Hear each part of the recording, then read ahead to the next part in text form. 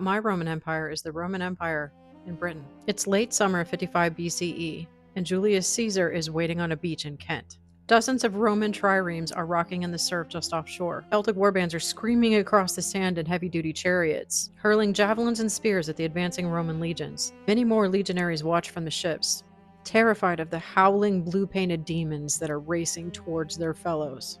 Watching dispassionately from a distance, their commander gives the standard-bearer a nod. With the Roman eagle held high, he jumps into the surf, shaming the others to action.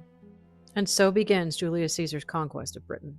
Caesar actually comes to Britain twice. His first attempt in 55 BCE ends kind of where it begins. With only 2 legions and a cavalry that never arrives, Caesar and his legions return to Gaul to regroup. But a year later, in 54 BCE, he would return with hundreds of ships, about 5 legions, and 2,000 cavalry. The Senate didn't argue too hard. After all, Caesar's conquest of Gaul had been a rip-roaring success, bringing the empire endless resources like timber, minerals, food, and of course tens of thousands of slaves. So in 54 BCE, Caesar returns to the same beach in Kent, this time with a much larger force. No doubt terrified by what they're seeing gather on their shoreline, the Celts just watch them from the cliffs.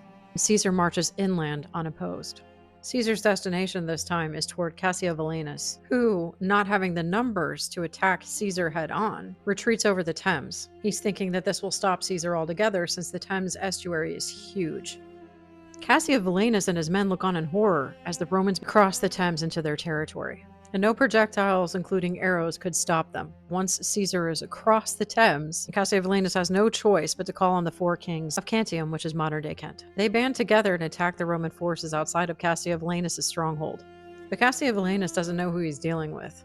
Julius Caesar crushed the forces of Celtic Gaul, and he didn't do it through strength of arms alone. During this campaign, Caesar captures a bunch of the war leaders, including Legodorix, who was a very important ally to Cassivellaunus, forcing him to negotiate. And here is where he deploys Rome's greatest weapon, Roman diplomacy. He tells each of the captured leaders, including Cassivellaunus, that they get to keep their lands so long as they promise fealty to Rome. And in return, their people would become Roman citizens, enjoying all the benefits of the empire, including resources, roads, and handy Roman legionaries to help them fight against their enemies, with the implication that Rome could come anytime it wanted to, and would deploy this many men to stamp out any rebellion. What could the tribal leaders do but agree? All bent the knee. Then, considering the job done, Caesar just returns to Gaul, leaving behind no permanent garrisons, creating no provinces, and appointing no governor. It's like he just went there to make a point.